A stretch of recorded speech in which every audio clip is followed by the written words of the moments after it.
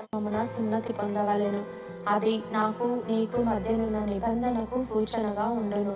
8 దినముల వయస్సు గలవాడు అనగా నీ ఇంట పుట్టిన వాడైనను, నీ సంతానము కాని అన్యుని యొద్ద వెండితో కొనబడిన వాడైనను, మీ తరములలో ప్రతి మగవాడు మీలో సున్నతి పొందవలెను.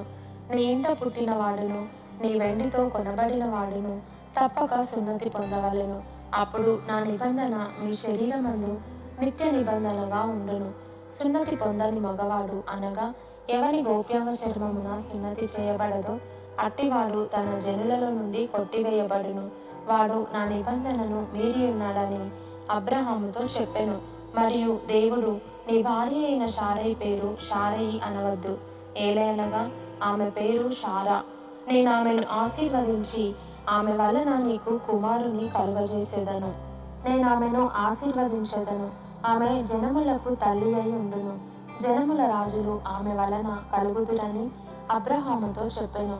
అప్పుడు అబ్రహాము సాగిలపడి నవ్వి, 100 ఏండ్ల వానికి సంతానము కలుగునా?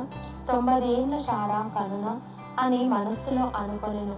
అబ్రహాము, ఇష్మాయేలు నీ సన్నిధిని బ్రతుకననుగ్రహించుము అని దేవునితో చెప్పగా, దేవుడు, నీ భార్య అయిన శారా నిశ్చయముగా నీకు కుమారుని కనును. నీవతనికి ఇస్సాకు అను పేరు పెట్టుదువు. అతని తరువాత అతని సంతానము కొరకు నిత్య నిబంధనగా నా నిబంధనను అతనితో స్థిరపరచెదను. ఇష్మాయేలును గూర్చి నీవు చేసిన మనవి నేను వింటిని. ఇదిగో, నేను అతనిని ఆశీర్వదించి అతనికి సంతానాభివృద్ధి కలుగజేసి అత్యధికముగా అతని విస్తరింపజేసేదను. అతడు 12 మంది రాజులను కనును. అతనిని గొప్ప జనముగా చేసేదను.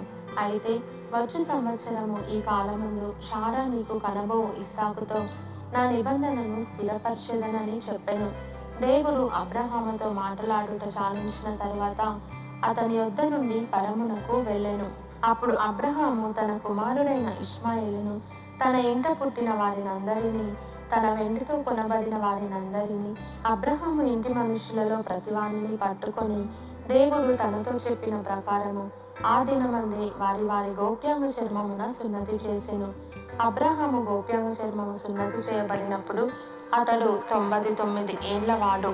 అతని కుమారుడైన ఇష్మాయేలు గోప్యాంగ చర్మము సున్నతి చేయబడినప్పుడు అతడు 13 ఏండ్ల వాడు. ఒక్క దినమందే అబ్రహామును అతని కుమారుడైన ఇష్మాయేలును సున్నతి పొందిరి. అతని ఇంట పుట్టిన వారును, అన్యుని యొద్ద వెండితో కొనబడిన వారును, అతని ఇంటిలోని పురుషులందరూ అతనితో కూడా సున్నతి పొందిరి. దేవుని పిల్లల వాక్యం దీవించబడను గాక. అందరూ